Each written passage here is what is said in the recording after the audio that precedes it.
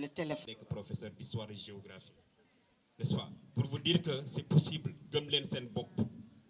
Adduna bi rien ne vous sera offert. Da ngeen di rayante pour être parmi les meilleurs comme ni ko monsieur Sadio waxee, n'est-ce pas. Donc on a fait l'université. Ñu daj ci nag lu métti nag parce que c'était pas évident quand tu sors à l'université, voilà, tu n'as pas assez de moyens et l'école de formation il fallait payer très cher. Et ça a été très compliqué et il a été courageux pour en arriver là. Parce que moi en cours de route j'ai quitté parce que dama bëgg xaalis mënuma ñàkk xaalis. Donc quand on faisait donc le master 2 bi ñu demee ba nga xamante ni def nañ premier semestre, il ne restait que maintenant rédiger un mémoire. Et maintenant vous savez au Sénégal comme li ñuy wax boo amul loxo bu gudd léeg-léeg day jafe.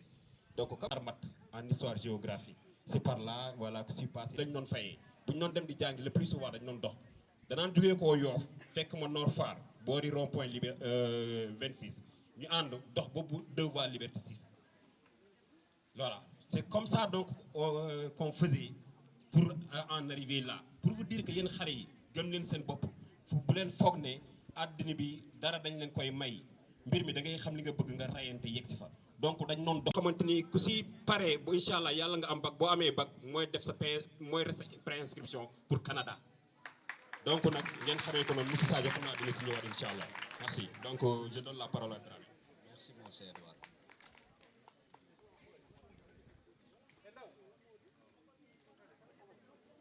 Monsieur le représentant du maire, monsieur le proviseur du lycée, l'infatigable Madame Alimatou Ndaw, je l'appelle l'infatigable car c'est celle qui répond toujours présente lorsqu'il juge nécessaire. Il est là, merci beaucoup. Chers membres, mais permettez-moi avant tout de saluer spécialement monsieur, quand l'élève tout rencontre, je suis très heureux et que pour ne pas dire que c'est le livre le plus cher, il est parmi les plus chers de son valeur vénale. Donc, je vous... Mesdames, Messieurs, Messieurs les anciens du lycée de Ndofane, et surtout vous, mes jeunes et frères, chers élèves, c'est avec vive l'excellence académique, vive le lycée de Ndofane et vive la jeunesse. Je vous remercie. Donc, su ngeen ko ñëwee taxawoo ko tim suñuy rakk suñuy jërbaat dañ naan leen encore merci beaucoup. Man nag lu ma ci jublu defuma challenge defuma concurrence defuma dara. Nous sommes tous ñun ñëpp conscients nañ que ne on est l'ère du numérique suñ demee Dakar déjà ñu ngi ci dañuy toog seen kër yi di jàng suba ak année yi léegi tey da ngay toog sa kër yenn cours yi da nga koy def à distance. Ak tim soo bu dem amee bac wala def gi ni man j'ai 25 certifications yoo xam ne lépp je l'ai fait en ligne. Donc njàng mi dafay dem foofu que ne tey il faut que ñu initier ci suñuy jeunes initier ci les élèves ñu xam ko déjà pour que ñu jëlaale ko en compte pour que ñu gën di mën a def effort di mën di def recherche ndax lii lu ma suñ ci jógee après les examens dañuy organiser benn formation d'initiation boo xam ne dinañ essayer les bénéficiaires dinañ essayer wan leen nan la ñuy defee recherche sur le web dinañ leen wax nan la ñuy defee aussi des cours à distance en ligne mais également dinañ leen wax nan la ñuy utiliser les intelligences artificielles.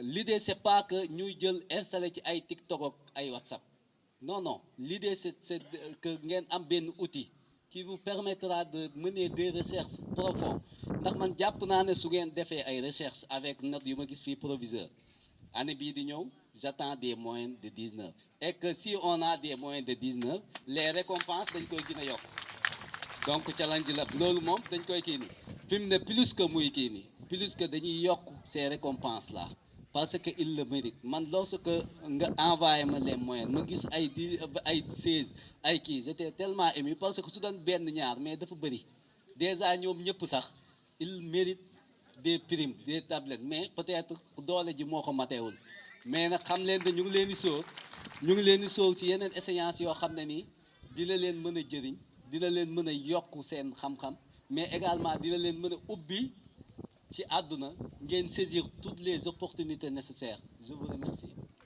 Islam sans flamme.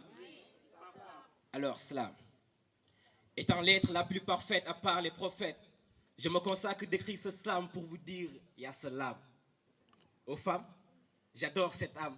Votre présence, notre calme, votre confiance, notre charme. Aux femmes, qui vous fait du mal mérite le blâme. Dans nos corps, vous pesez beaucoup de kilogrammes et dans nos mémoires, vous représentez beaucoup de rames. Femmes, vous faites sonner notre alarme. Vous avoir efface nos larmes, votre présence nous remet en terme. Aux femmes, être si spécial, plein de bonheur, source de plaisir et de désir. Mère, fille, épouse ou sœur, j'avoue que je ferai des vers pour vous faire éviter l'enfer, car le paradis est votre seul univers.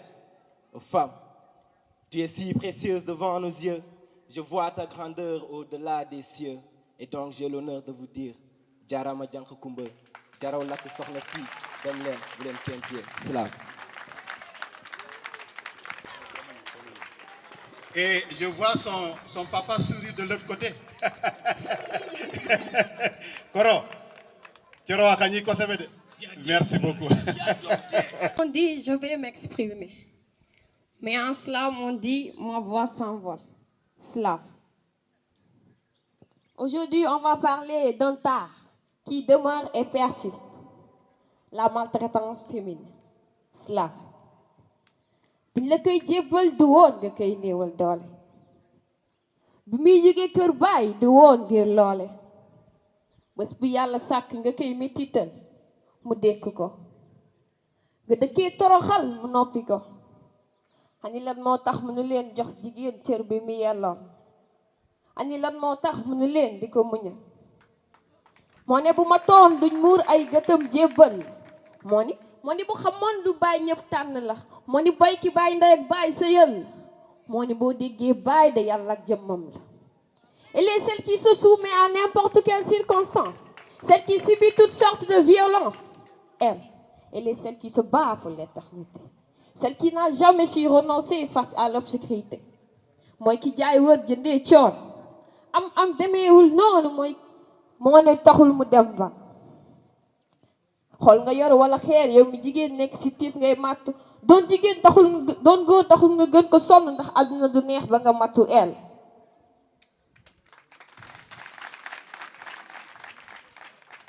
mooy ki jaay wër jëndee coon. am demeewul noonu teewul moo ngi góor. yoon bi metti lool te xàddiwul. bari lool jam-jam te taayiwul. jigéen la ki gën la. moo tax li ko war a doon sa waree. dimbali ko war a doon sa yitte. Islam.